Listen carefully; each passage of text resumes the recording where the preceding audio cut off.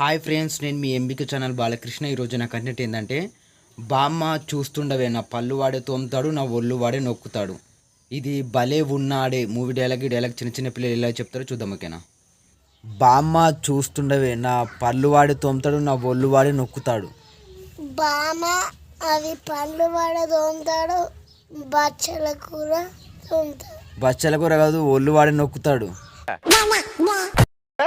బామ్మ చూస్తుండవే నా పండ్లు వాడే తోముతాడు, నా ఒళ్ళు వాడే నొక్కుతాడు. గడిగే బామ్మ నువ్వు చూస్తూనే ఉండు, ఆ పనులు నేను తోముతాడు, నా ఒళ్ళు తోముతాడు.